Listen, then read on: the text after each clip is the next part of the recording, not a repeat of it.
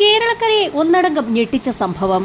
ഉച്ചയ്ക്ക് ഏകദേശം 1:30 മണിയോടുകൂടി ചുവപ്പ് നിറത്തിലുള്ള ഒരു ടാറ്റ സഫാരി കാർ ആലപ്പുഴയിൽ നിന്നും എറണാകുളത്തേക്ക് പോവുകയായിരുന്നു. ആ വാഹനത്തിന് തൊട്ടു പിന്നിലായി ഒരു ചുവന്ന കോളിസും ഉണ്ടായിരുന്നു.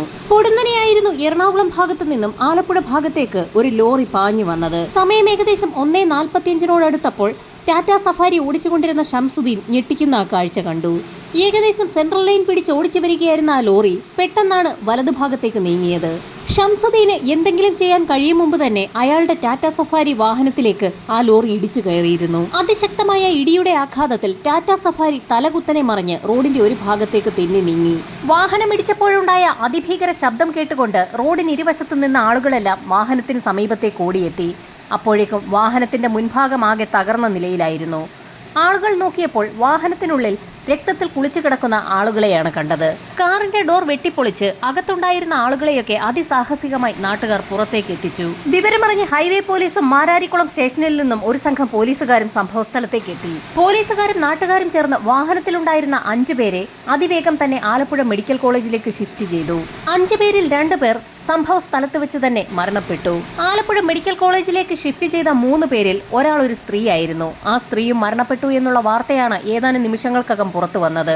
ചിട്ടിക്കമ്പനി നടത്തുന്ന രമേശും അയാളുടെ സഹോദരി ലതയും ഡ്രൈവർ ഷംസുദ്ദീനുമാണ് മരണപ്പെട്ടിരിക്കുന്നത്. ലതയുടെ ഭർത്താവിന്റെ അച്ഛനും മറ്റൊരു ബന്ധുവും ഗുരുതരമായ അവസ്ഥയിൽ ആശുപത്രിയിൽ കഴിയുകയാണ്.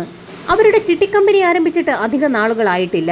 ഒരു ബ്രാഞ്ചിൽ ആരംഭിച്ച എവറസ്റ്റ് എന്ന പേരുള്ള ചിട്ടിക്കമ്പനി ഇപ്പോൾ 7 ബ്രാഞ്ചുകളിലായി വളരെ വിപുലമായി നടക്കുകയാണ്. കമ്പനി ഉടമയായ രമേശ് ഒറ്റ ബ്രാഞ്ചിൽ നിന്നും അതിവേഗം തന്നെ 7 ബ്രാഞ്ചുകളിലേക്ക് കമ്പനി വളർത്തിയ കഥ വളരെ വിശദമായി തന്നെ മാധ്യമങ്ങൾ റിപ്പോർട്ട് ചെയ്തു. മാധ്യമങ്ങൾ വാർത്ത റിപ്പോർട്ട് ചെയ്യുന്ന സമയത്തായിരുന്നു മാരാരിക്കുളം പോലീസ് സ്റ്റേഷനിലേക്ക് ദീപുരാജ് എന്നൊരു അഡ്വക്കേറ്റ് എത്തുന്നത്. രമേശിന്റെ ബന്ധു കൂടിയായിരുന്നു അയാൾ. അപകടത്തിൽ സംശയമുണ്ടെന്ന് കാണിച്ച് പരാതി നൽകാനായിരുന്നു ആ ചെറുപ്പക്കാരൻ പോലീസ് സ്റ്റേഷനിലേക്ക് എത്തിയത്. കൊല്ലപ്പെട്ട രമേശ് ഏതാനും വർഷങ്ങൾക്ക് മുൻപ് സതേൺ ഹിമാലയ ചിട്ടി ഫണ്ട്സ് എന്ന കമ്പനിയിലായിരുന്നു വർക്ക് ചെയ്തിരുന്നത്. ജോലി ചെയ്തിരുന്ന സമയത്ത് രമേശും കമ്പനി ഉടമകളും തമ്മിൽ വാക്കുതർക്കങ്ങൾ ഉണ്ടായിട്ടുണ്ട്. വാക്കുതർക്കത്തിന് കാരണം ആ ബ്രാഞ്ചിൽ നിന്നും അന്ന് കാണാതെ പോയ 5 ബ്ലാങ്ക് ചെക്കുകളെ ചൊല്ലിയായിരുന്നു. ഹിമാലയ ചിട്ടി ഫണ്ട് ചേറായിലുള്ള സജിത്ത് എന്നും ബിനീഷ് എന്നും പറയുന്ന 2 വ്യക്തികളായിരുന്നു തുടങ്ങിയത്. 1 ലക്ഷത്തിലധികം കസ്റ്റമേഴ്സും ധാരാളം ബ്രാഞ്ചുകളും അവർക്കുണ്ടായിരുന്നു. ഓരോ ബ്രാഞ്ചിനും സെപ്പറേറ്റ് ബാങ്ക് അക്കൗണ്ടും ഉണ്ട്. ആ ബാങ്ക് അക്കൗണ്ട് ഓപ്പറേറ്റ് ചെയ്യുന്നത് 3 അംഗങ്ങൾ ചേർന്ന് ഒപ്പിടുന്ന ഒരു ചെക്ക് വഴിയാണ്. ഹിമാലയ ചിട്ടി ഫണ്ട് ഉടമകളായ സജിത്തും ബിനീഷും ചെക്കിൽ ഒപ്പിടും. 3ാമത്തെ ഒപ്പിടുന്നതാകട്ടെ അതത് ബ്രാഞ്ചിന്റെ മാനേജർമാരുമാണ്. വിവിധ ബ്രാഞ്ചുകളിലേക്കുള്ള ചിട്ടിപ്പണം സെൻട്രൽ അക്കൗണ്ടിൽ നിന്ന് അതത് ബ്രാഞ്ചുകളിലേക്ക് ട്രാൻസ്ഫർ ചെയ്യുമ്പോൾ അതത് ബ്രാഞ്ചിലെ മാനേജർമാർ ചെക്ക് ഒപ്പിട്ട് കസ്റ്റമേഴ്സിന് കൊടുക്കും. അതായിരുന്നു സിസ്റ്റം. ആ ആവശ്യത്തിന് വേണ്ടി സജിത്തും ബിനീഷും ഒപ്പിട്ട് വെച്ചിരുന്ന 5 ബ്ലാങ്ക് ചെക്കുകളാണ് കാണാതെയായിരിക്കുന്നത്. അതേ ചൊല്ലിയായിരുന്നു അവരുടെ ഒരു ബ്രാഞ്ചിലെ മാനേജർ കൂടിയായിരുന്ന രമേശുമായി ഉടമകൾ വാക്കുതർക്കമുണ്ടായത്. അതിനു പുറമെ കമ്പനിയുടെ ഉടമസ്ഥതയിലുണ്ടായിരുന്ന ഒരു ജീപ്പും ഒരു ബുള്ളറ്റും കാണാതെയായിട്ടുണ്ട്. അവ രണ്ടും രമേശ് മോഷ്ടിച്ചതാണെന്നുള്ള ഒരു പരാതി കൂടി ആ ഉടമകൾക്കുണ്ടായിരുന്നു. വാക്കുതർക്കം രൂക്ഷമായതോടുകൂടി രമേശ് അവിടുത്തെ ജോലി മതിയാക്കുകയും ജോലിയിൽ നിന്ന് പുറത്തിറങ്ങിയ രമേശ് സ്വന്തമായി മറ്റൊരു ചിട്ടിക്കമ്പനി ആരംഭിക്കുകയും ചെയ്തു. ചിട്ടിക്കമ്പനി ആരംഭിച്ച് 1 വർഷത്തിനുള്ളിൽ തന്നെ നിരവധി കസ്റ്റമേഴ്സിനെ രമേശിന് കിട്ടി. അതോടൊപ്പം തന്നെ പുതിയ 6ഓളം വരുന്ന ബ്രാഞ്ചുകളും ആരംഭിക്കാൻ രമേശിന് കഴിഞ്ഞു. ഹിമാലയ ചിട്ടി ഫണ്ടിന്റെ ബ്രാഞ്ചുകളുള്ള അതേ സ്ഥലങ്ങളിൽ തന്നെയായിരുന്നു രമേശ് തന്റെ പുതിയ ചിട്ടിക്കമ്പനിയായ എവറസ്റ്റിന്റെ ബ്രാഞ്ചുകളും ആരംഭിച്ചത്. പതുക്കെ ഹിമാലയ ചിട്ടി ഫണ്ടിന്റെ കസ്റ്റമേഴ്സും രമേശിന്റെ കമ്പനിയിലേക്ക് പണവുമായി എത്തി തുടങ്ങി. രമേശിന്റെ പുതിയ ചിട്ടിക്കമ്പനി തങ്ങളുടെ ബിസിനസ്സിനെ തകർക്കുമെന്ന് മനസ്സിലാക്കിയ ബിനീഷും സജിത്തും ചില ആളുകളെ ഉപയോഗിച്ച് ഒരു ദിവസം രാത്രിയിൽ രമേശിന് വീടിന്റെ നേരെ കല്ലേറ് നടത്തി. ആ കല്ലെറിഞ്ഞ ആളുകൾ ഹിമാലയ ചിട്ടി ഫണ്ടിലെ ജീവനക്കാരാണെന്നുള്ള പരാതി പറയുന്നതിനായിരുന്നു ദീപുരാജ് എന്ന അഡ്വക്കേറ്റ് പോലീസ് സ്റ്റേഷനിലെത്തിയത്. ഇതിനു പുറമെ ദീപുവിന്റെ പരാതിയിൽ മറ്റൊരു കാര്യം കൂടി ഉണ്ടായിരുന്നു. രമേശിനെ നേരത്തെ തന്നെ കൊലപ്പെടുത്തുന്നതിന് വലിയൊരു ശ്രമം തന്നെ ഹിമാലയ ഗ്രൂപ്പിന്റെ ഭാഗത്തു നിന്നും ഉണ്ടായിട്ടുണ്ട്. അന്നത്തെ ആ ശ്രമത്തിൽ ഗുരുതരമായി പരിക്കേറ്റ രമേശ് തലനാരിഴയ്ക്കായിരുന്നു രക്ഷപ്പെട്ടത്. അതുകൊണ്ട് തന്നെ ഇപ്പോൾ നടന്നിരിക്കുന്ന ആക്സിഡന്റിന്റെ പിന്നിലും ഹിമാലയ ഗ്രൂപ്പ് തന്നെയാണെന്നായിരുന്നു ദീപു പോലീസിന് പരാതി നൽകിയത്. തുടക്കത്തിൽ ഒരു സാധാരണ ആക്സിഡന്റ് ആണെന്ന് എല്ലാവർക്കും തോന്നിയെങ്കിൽ പോലും മാരാരിക്കുളം പോലീസ് സംഭവസ്ഥലത്തെത്തിയപ്പോൾ അവർക്കും ചില സംശയങ്ങൾ അന്നുണ്ടായിരുന്നു. ആലപ്പുഴയ്ക്ക് കടന്നു പോകാൻ ശരിക്കും നല്ല വീതിയുള്ള റോഡായിരുന്നിട്ട് കൂടി ആ ലോറി അന്ന് റോഡിന്റെ മധ്യത്തിലേക്ക് കയറ്റി ഓടിക്കുകയായിരുന്നു. രമേശിന്റെ വാഹനത്തിൽ വന്ന് ഇടിച്ചു കയറിയ ലോറി ആക്സിലൊടിഞ്ഞ് സംഭവ സ്ഥലത്ത് തന്നെ കിടക്കുകയാണ്. വാഹനത്തിലുണ്ടായിരുന്ന ഡ്രൈവറും ക്ലീനറും അവിടെ നിന്നും ഓടി രക്ഷപ്പെട്ടതായി നാട്ടുകാരെന്ന് പോലീസിന് മൊഴിയും നൽകി. പോലീസിന്റെ പ്രാഥമിക വിലയിരുത്തലിൽ റോഡിന്റെ ഒരു വശം ചേർന്ന് വന്ന ലോറി പൊടുന്നനെ സെൻട്രൽ ലൈൻ മറികടന്ന് വാഹനത്തെ ഇടിച്ചതിന്റെ എല്ലാ ലക്ഷണങ്ങളും ഉണ്ടായിരുന്നു. ഒന്നുകിൽ ലോറി മനഃപൂർവ്വം കൊണ്ടുവന്ന് ഇടിപ്പിച്ചതാകാം, അതല്ല എങ്കിൽ ലോറിയുടെ ബ്രേക്കിന് കാര്യമായ എന്തെങ്കിലും കുഴപ്പം സംഭവിച്ചിരിക്കണം. അത് മനസ്സിലാക്കണമെങ്കിൽ ലോറി വിശദമായി തന്നെ പരിശോധിക്കണമായിരുന്നു. ആക്സിഡന്റ് സ്പോട്ടിൽ ഇൻക്വസ്റ്റ് നടപടികൾ നടക്കുന്ന സമയത്ത് തന്നെ ലോറിക്കുള്ളിലേക്ക് കയറിയ പോലീസ് സംഘം വിശദമായി തന്നെ ലോറി പരിശോധിച്ചിരുന്നു. പോലീസിന്റെ അന്വേഷണത്തിൽ ലോറിയുടെ ബ്രേക്കിന് യാതൊരു കുഴപ്പവുമില്ല എന്ന് കണ്ടെത്തി. ആക്സിൽ ഒടിഞ്ഞിരിക്കുന്നത് മാത്രമാണ് ലോറിക്ക് സംഭവിച്ചിരിക്കുന്ന ഒരേയൊരു കുഴപ്പം. പോലീസ് അങ്ങനെയൊരു സംശയം ഉന്നയിച്ചുകൊണ്ടിരിക്കുന്ന സമയത്തായിരുന്നു അഡ്വക്കേറ്റ് ദീപരാജ് സ്റ്റേഷനിലേക്ക് കയറി വന്ന് ഹിമാലയ ചിട്ടി ഗ്രൂപ്പിനെ പറ്റി അങ്ങനെ ഒരു പരാതിയും പറഞ്ഞത്. അങ്ങനെ പോലീസിന്റെ ശ്രദ്ധ പൂർണ്ണമായും ഹിമാലയ ചിട്ടി ഫണ്ടിന് നേരെ തിരിഞ്ഞു. ഇടിയേറ്റ് തകർന്ന ടാറ്റ സഫാരിയും ലോറിയും പോലീസ് സ്റ്റേഷനിലെത്തിച്ച് വിശദമായ പരിശോധന ആരംഭിച്ചു. ലോറി കോട്ടയം രജിസ്ട്രേഷനാണ്. അതുകൊണ്ട് തന്നെ ലോറിയുടമയെ കണ്ടെത്താൻ പോലീസ് സംഘം കോട്ടയത്തെത്തി. കോട്ടയം സ്വദേശിയായ അജിത്ത് എന്നൊരു വ്യക്തിയുടെ ഉടമസ്ഥതയിലുള്ള ലോറിയാണത്. അയാൾ ആ ലോറി വാങ്ങിയിട്ട് ഏതാനും ദിവസങ്ങൾ മാത്രമേ ആയിട്ടുള്ളൂ. അജിത്ത് ലോറി വാങ്ങിയ സ്ഥലത്തും പോലീസ് സംഘം വിശദമായ അന്വേഷണം നടത്തി. അജിത്തിനെ കസ്റ്റഡിയിലെടുത്ത് വിശദമായ ചോദ്യം ചെയ്യൽ പുരോഗമിക്കുന്നതിനിടയിലായിരുന്നു പോലീസിന് സംശയമുണ്ടാക്കത്തക്ക ചില വിവരങ്ങൾ കിട്ടുന്നത്. അജിത്ത് ലോറി വാങ്ങിയ സ്ഥലം കേന്ദ്രീകരിച്ച് നടത്തിയ അന്വേഷണത്തിൽ ചില നിർണായക വിവരങ്ങളായിരുന്നു ലഭിച്ചത്. സാധാരണ അധികം കേടുപാടുകൾ ഇല്ലാത്ത ലോറി അല്ലെങ്കിൽ വാഹനങ്ങളാകും ഒരു വ്യക്തി വാങ്ങുക. എന്നാൽ അജിത്ത് ലോറി വാങ്ങാനെത്തിയ സ്ഥലങ്ങളിലൊക്കെ പറഞ്ഞ ഒരേ ഒരു വാചകമായിരുന്നു പോലീസിനെ കുഴപ്പിച്ചത്. തനിക്ക് അത്ര നല്ല ലോറിയൊന്നും വേണ്ട, 1-2 ഉപയോഗത്തിന് വേണ്ടി മാത്രമാണ് താൻ ഈ ലോറി വാങ്ങുന്നതെന്ന് അയാൾ പല സ്ഥലത്തും പറഞ്ഞതായി പോലീസ് അറിഞ്ഞു. ഒരു പ്രാവശ്യത്തെ മാത്രം ഉപയോഗത്തിനായി എന്തിന് അങ്ങനെ ഒരു ലോറി വാങ്ങി എന്നതിനുള്ള ഉത്തരമായിരുന്നു പോലീസിന് അറിയേണ്ടിയിരുന്നത്. പോലീസ് സംഘത്തിന്റെ ചോദ്യം ചെയ്യലിന് മുൻപിൽ അജിത്തിന് പിടിച്ചു നിൽക്കാൻ കഴിഞ്ഞില്ല. അയാൾ അങ്ങനെ പറഞ്ഞു പോയതാണ്, പ്രത്യേകിച്ചൊന്നും ഉദ്ദേശിച്ചിട്ടില്ല എന്ന തരത്തിലായിരുന്നു അയാൾ പോലീസിനോട് മറുപടി പറഞ്ഞത്. ഇതിനിടയിൽ അന്ന് ലോറി ഓടിച്ചിരുന്ന ഉണ്ണി എന്ന വ്യക്തിക്കായി പോലീസ് സംഘം വല വിരിച്ചു. വിശദമായ അന്വേഷണത്തിനൊടുവിൽ ഉണ്ണി പോലീസ് കസ്റ്റഡിയിലാവുകയും ചെയ്തു. മാരാരിക്കുളം സ്റ്റേഷനിലെത്തിച്ച് ഉണ്ണികൃഷ്ണനെ വിശദമായി തന്നെ ചോദ്യം ചെയ്തു.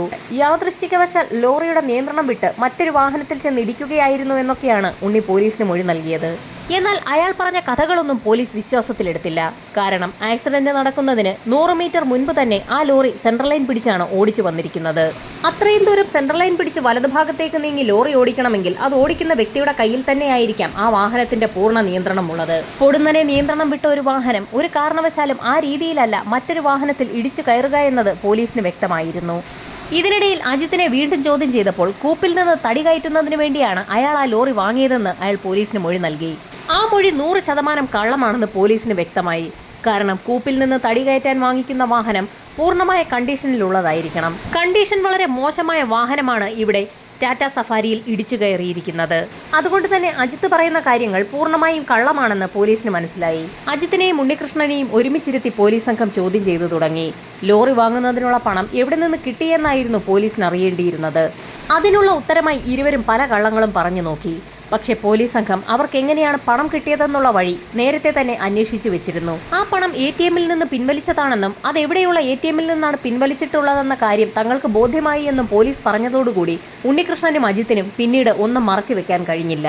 നോർത്ത് പറവൂരുള്ള സാജു എന്നൊരു സുഹൃത്ത് വഴി 50,000 രൂപ തങ്ങൾക്ക് ലഭിച്ചു എന്നും അതുകൊണ്ടാണ് ലോറി വാങ്ങിയതെന്നും അവർ പോലീസിന് മൊഴി നൽകി. പോലീസ് സംഘം ഉടൻ തന്നെ നോർത്ത് പറവൂരുകാരനായ സാജുവിനെ കസ്റ്റഡിയിലെടുത്തു. സാജു വഴി മറ്റൊരു വ്യക്തിയാണ് യഥാർത്ഥത്തിൽ പണം കൈമാറിയിരിക്കുന്നത്. എന്നാൽ ആ വ്യക്തി ആരാണെന്ന് തങ്ങൾക്കറിവില്ല എന്ന് ഉണ്ണികൃഷ്ണനും അജിത്തും പോലീസിനോട് പറഞ്ഞു. പോലീസ് സംഘം സാജുവിനെ വിശദമായി തന്നെ ചോദ്യം ചെയ്തു. ആ വ്യക്തിയുടെ പേര് പറയാൻ സാജു ഒരുപാട് മടിച്ചു. പോലീസിന്റെ കർക്കശമായ ചോദ്യം ചെയ്യലിനൊടുവിൽ സാജു പലതും പറഞ്ഞു തുടങ്ങി.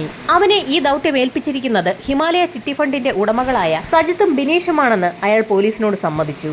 ഹിമാലയ ചിട്ടി ഫണ്ട് ഉടമകളായ ബിനീഷിന് സജിത്തിനുമെതിരെ ഇത്രയധികം തെളിവുകൾ ഉണ്ടായിട്ടും പോലീസ് സംഘം അവരെ അറസ്റ്റ് ചെയ്യാൻ തയ്യാറാകാതെ വന്നതോടുകൂടി രമേശിന്റെ കുടുംബം ഹൈക്കോടതിയെ സമീപിച്ചു. CBI അന്വേഷണം വേണമെന്നായിരുന്നു കുടുംബത്തിന്റെ ആവശ്യം. അതേസമയം തന്നെ സംസ്ഥാന സർക്കാരിനെയും കുടുംബം സമീപിച്ചു.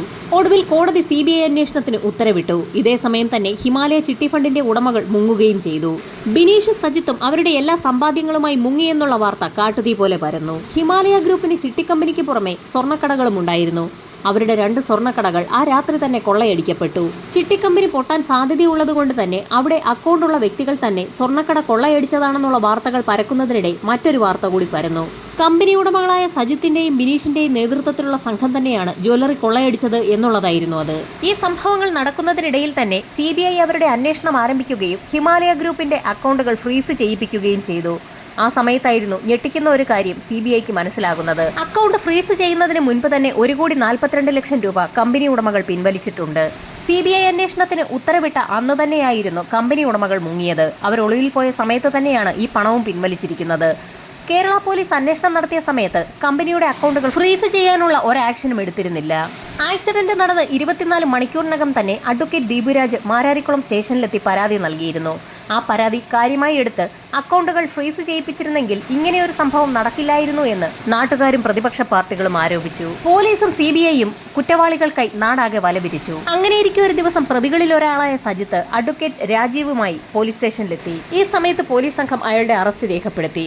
തൊട്ടടുത്ത ദിവസം തന്നെ ബിനീഷിനെയും പോലീസ് കസ്റ്റഡിയിലെടുത്തു. പോലീസിന്റെ വിശദമായ ചോദ്യം ചെയ്യലിൽ പിടിച്ചു നിൽക്കാൻ കഴിയാതെ സജിത്തും ബിനീഷും എല്ലാ കാര്യങ്ങളും പോലീസിനോട് തുറന്നു പറഞ്ഞു. ഹിമാലയ കമ്പനിയുടെ ബിസിനസ് വളരെ വിജയകരമായി മുൻപോട്ട് പോകുന്നതിനിടയിലായിരുന്നു അവരുടെ കമ്പനിയിൽ നിന്ന് പിണങ്ങിയിറങ്ങിയ രമേശ് പുതിയതായി എവറസ്റ്റ് എന്ന പേരിൽ ഒരു ചിട്ടിക്കമ്പനി ആരംഭിക്കുന്നതും 1 വർഷത്തിനകം തന്നെ ഹിമാലയയുടെ ബ്രാഞ്ചുകൾക്ക് സമീപം തന്നെ 6ഓളം പുതിയ ബ്രാഞ്ചുകൾ ആരംഭിച്ചതും. ഹിമാലയയുടെ കസ്റ്റമേഴ്സ് തന്നെ രമേശിന്റെ കമ്പനിയിലേക്കും അക്കൗണ്ട് തുടങ്ങുന്നതിനായി പോയതോടുകൂടി ഹിമാലയയുടെ ബിസിനസ് ആകെ ഡള്ളായി. അങ്ങനെ രമേശിനെ അവസാനിപ്പിക്കാൻ തന്നെ ഹിമാലയ ഗ്രൂപ്പുകാർ തീരുമാനിച്ചു.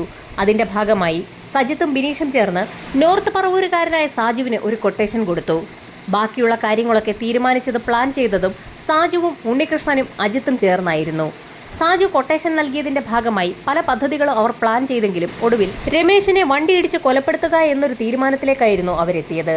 അതിന്റെ ഭാഗമായി 50,000 രൂപ അജിത്ത് സാജുവിനോട് ആവശ്യപ്പെടുകയായിരുന്നു. സാജു ഉടൻ തന്നെ അക്കാര്യം ഹിമാലയ ഗ്രൂപ്പുകാരെ അറിയിച്ചപ്പോൾ സജിത്തും ബിനീഷും ചേർന്ന് 50,000 രൂപ സാജുവിന്റെ അക്കൗണ്ടിലേക്ക് ഇട്ടുകൊടുക്കുകയായിരുന്നു. ലോറി വാങ്ങിയ ശേഷം രമേശിനെ കൊലപ്പെടുത്താൻ പറ്റിയൊരു ദിവസം നോക്കി അവർ കാത്തിരിക്കുകയായിരുന്നു. രമേശിന്റെ യാത്രകൾ കൃത്യമായി റിപ്പോർട്ട് ചെയ്യുന്നതിനായി 2 പേരെ കൂടി സാജു നിയമിച്ചു. ഷിബിൻ, സാജൻ എന്നീ 2 വ്യക്തികൾക്കായിരുന്നു ആ ചുമതലയുള്ളത്. അവർ കൃത്യമായി തന്നെ രമേശിന്റെ ഓരോ നീക്കവും സാജുവിനെ അറിയിച്ചുകൊണ്ടേയിരുന്നു. ഷിബിനും സാജനും ചേർന്ന് കൃത്യം നടത്തുന്നതിനായി ഒരു ചുവന്ന കോളിസും വാങ്ങിച്ചു. അങ്ങനെയായിരുന്നു രമേശിന്റെ എറണാകുളത്തേക്കുള്ള യാത്ര ഷിബിനും സാജനും അറിഞ്ഞത്. രമേശിന്റെ ടാറ്റ സഫാരി കാർ യാത്ര തുടർന്ന ആ നിമിഷത്തിൽ തന്നെ ഷിബിനും സാജനും ചുവന്ന കോളിസിൽ അവരെ പിന്തുടർന്നുകൊണ്ടേയിരുന്നു. ഓരോ 10 മിനിറ്റ് കൂടുമ്പോഴും യാത്രയുടെ എല്ലാ വിവരങ്ങളും സാജൻ സാജുവിനെ അറിയിച്ചുകൊണ്ടേയിരുന്നു. സാജു ഉടൻ തന്നെ ആ വിവരം അജിത്തിനെയും ഉണ്ണികൃഷ്ണനെയും അറിയിച്ചു. സാജുവിന്റെ നിർദ്ദേശങ്ങൾ കേട്ടുകൊണ്ട് എറണാകുളം ആലപ്പുഴ ഹൈവേയിൽ ലോറിയുമായി ഉണ്ണികൃഷ്ണൻ കാത്തുകിടക്കുന്നുണ്ടായിരുന്നു. വളരെ ദൂരെ നിന്ന് തന്നെ രമേശിന്റെ വാഹനം ഉണ്ണികൃഷ്ണൻ കണ്ടു. റോഡിന്റെ ഒരു ഭാഗത്ത് ഒതുക്കിയിട്ടിരുന്ന ലോറിയിലേക്ക് അതിവേഗമാണ് ഉണ്ണികൃഷ്ണൻ കയറിയതും സെൻട്രൽ ലൈൻ മറികടന്ന് രമേശിന്റെ വാഹനത്തിലേക്ക് ഇടിച്ചു കയറിയതും. ആക്സിഡന്റ് ഉണ്ടാക്കിയ ശേഷം അതിവേഗം തന്നെ ലോറിയുമായി ഹിമാലയ ചിട്ടി ഫണ്ടുകാരുടെ വർക്ക്ഷോപ്പിലേക്ക് കൊണ്ടിടുക എന്നുള്ളതായിരുന്നു ഉണ്ണികൃഷ്ണന്റെ ലക്ഷ്യം. എന്നാൽ ഉണ്ണികൃഷ്ണന്റെ പ്രതീക്ഷകൾക്ക് വിപരീതമായിട്ടായിരുന്നു കാര്യങ്ങൾ സംഭവിച്ചത്. അതിശക്തമായ ഇടിയെ തുടർന്ന് ലോറിയുടെ ആക്സിൽ ഒടിഞ്ഞ് തറയിൽ കുത്തുകയായിരുന്നു. ലോറി ഒരു കാരണവശാലും സ്പോട്ടിൽ നിന്ന് എടുക്കാൻ കഴിയില്ല എന്ന് മനസ്സിലാക്കിയ ഉണ്ണികൃഷ്ണനും അജിത്തും അവിടെ നിന്നും ഓടി രക്ഷപ്പെടുകയായിരുന്നു. രമേശിന്റെ വാഹനത്തെ പിന്തുടർന്നുകൊണ്ടിരുന്ന ചുവന്ന കോളിസ് വാഹനത്തിലുണ്ടായിരുന്ന സജിൻ ഉടൻ തന്നെ വിവരം സാജുവിനെ അറിയിക്കുകയും സാജു ആ വിവരം ഹിമാലയ ചിട്ടി ഫണ്ട് ഉടമകളായ സജിത്തിനെയും ബിനീഷിനെയും അറിയിക്കുകയും ചെയ്തു. ആ നിമിഷം തന്നെ അവർ ലഡു വരുത്തി ജീവനക്കാർക്കൊക്കെ വിതരണം ചെയ്തു. ഇതായിരുന്നു CBI ജനങ്ങൾക്കും മാധ്യമങ്ങൾക്കും നൽകിയ റിപ്പോർട്ട്. CBI രംഗത്തെത്തിയില്ലായിരുന്നെങ്കിൽ കേരള പോലീസ് ഒരു കാരണവശാലും ഹിമാലയ ഗ്രൂപ്പിന്റെ ഉടമകളെ പിടികൂടില്ലായിരുന്നു എന്ന തരത്തിൽ വരെ പ്രതിപക്ഷം ആ സമയത്ത് നിയമസഭയിൽ അറിയിച്ചു. 2ാം പ്രതി അജിത്തും തുടർന്ന് താഴോട്ടുള്ള ആളുകൾക്കും ജീവപര്യന്തം കഠിന തടവാണ് കോടതി വിധിച്ചത്. 1ാം പ്രതി ഉണ്ണികൃഷ്ണനെ കോടതി വധശിക്ഷയ്ക്കും വിധിച്ചു. സ്വാഭാവികമായും പ്രതികൾ അവരുടെ ശിക്ഷയിൽ ഇളവ് ലഭിക്കണമെന്നാവശ്യപ്പെട്ടുകൊണ്ട് ഹൈക്കോടതിയിൽ അപ്പീൽ നൽകി. വ്യക്തമായ തെളിവുകളില്ല എന്നാരോപിച്ചുകൊണ്ട് ഹൈക്കോടതി അവരെ മോചിപ്പിക്കുകയും ചെയ്തു. അങ്ങനെ മോചിപ്പിച്ചപ്പോഴും രക്ഷപ്പെടാത്ത 2 പ്രതികളുണ്ട്. ഒന്ന് 1ാം പ്രതി ഹിമാലയത്തിന്റെ ഉടമ സജിത്തും ലോറി ഓടിച്ചിരുന്ന ഉണ്ണികൃഷ്ണനും. രമേശ് കൊല്ലപ്പെടുന്നതിന് ഏതാനും ദിവസങ്ങൾക്ക് മുൻപ് സജിത്തിന്റെ അക്കൗണ്ടിൽ നിന്നും ലോറി വാങ്ങിക്കുന്നതിനായി 50,000 രൂപ അജിത്തിന്റെ അക്കൗണ്ടിലേക്ക് വന്നതിന് വ്യക്തമായ തെളിവുള്ളതുകൊണ്ട് തന്നെ സജിത്തിന് ഈ കുറ്റകൃത്യത്തിൽ പങ്കുണ്ടെന്ന് കോടതി വിലയിരുത്തി. CBI അത് വളരെ വ്യക്തമായി തെളിയിച്ചതുകൊണ്ട് തന്നെ ഹൈക്കോടതി അയാളുടെ ശിക്ഷയിൽ കുറവ് വരുത്തിയില്ല. ഉണ്ണികൃഷ്ണനും ശിക്ഷ അർഹിക്കുന്നുവെന്ന് കോടതി വിലയിരുത്തി. ഹിമാലയ ചിട്ടി ഫണ്ട് പോലെയുള്ള സ്ഥാപനങ്ങൾ നാടിനാപത്താണെന്ന് പറഞ്ഞുകൊണ്ട് കോടതി ഒരു നിർണായക ഉത്തരവും പുറപ്പെടുവിച്ചു. ആ കമ്പനി അടച്ചുപൂട്ടുക എന്നുള്ള ഉത്തരവിൽ 1 ലക്ഷത്തോളം വരുന്ന ആളുകളുടെ പണമാണ് പ്രതിസന്ധിയിലായത്. ഏകദേശം 14 കോടിയോളം രൂപ ആളുകൾക്ക് കൊടുത്തു തീർക്കാനുണ്ടെന്നായിരുന്നു കാര്യങ്ങൾ ഏറ്റെടുത്ത് നടത്തിയ റിസീവർ കണ്ടെത്തിയത്. എന്നാൽ ഹിമാലയ ഗ്രൂപ്പിന്റെ വസ്തുവകകൾ കണ്ടുകെട്ടിയപ്പോൾ ഏകദേശം 4 കോടിയോളം രൂപ മാത്രമാണ് ലഭിച്ചത്. അതുകൊണ്ട് തന്നെ ആളുകൾക്ക് അത് കൃത്യമായി വിതരണം ചെയ്യാനും കഴിഞ്ഞിട്ടില്ല. നാളിത്രയായിട്ടും 1 രൂപ പോലും ഹിമാലയ ഗ്രൂപ്പിൽ നിക്ഷേപിച്ച ആളുകൾക്ക് കിട്ടിയിട്ടില്ല എന്നുള്ളതാണ് വാസ്തവം. ഉണ്ണികൃഷ്ണൻ തന്റെ വധശിക്ഷ റദ്ദാക്കണമെന്നാവശ്യപ്പെട്ടുകൊണ്ട് കോടതികൾ കയറിയിറങ്ങി അവസാനം സുപ്രീം കോടതിയിൽ അയാളുടെ ഹർജി ഫയൽ ചെയ്തു. ഒടുവിൽ സുപ്രീം കോടതി അയാൾക്ക് അനുകൂലമായ വിധിയാണ് നൽകിയത്. വ്യക്തമായ കണ്ടീഷനോടുകൂടി സുപ്രീം കോടതി ഉണ്ണികൃഷ്ണന്റെ വധശിക്ഷ ജീവപര്യന്തമാക്കി കുറച്ചു. ആദ്യത്തെ 25 വർഷക്കാലത്തോളം ഒരു കാരണവശാലും പരോൾ അനുവദിക്കുകയില്ല എന്നുള്ള ഉപാധിയോടുകൂടിയാണ് സുപ്രീം കോടതി അയാളുടെ ശിക്ഷയിൽ കുറവ് വരുത്തിയത്. ശിക്ഷയിൽ ഇളവ് ലഭിക്കുന്നതിനു വേണ്ടി സജിത്ത് ഇപ്പോഴും കോടതികൾ കയറിയിറങ്ങുകയാണ്.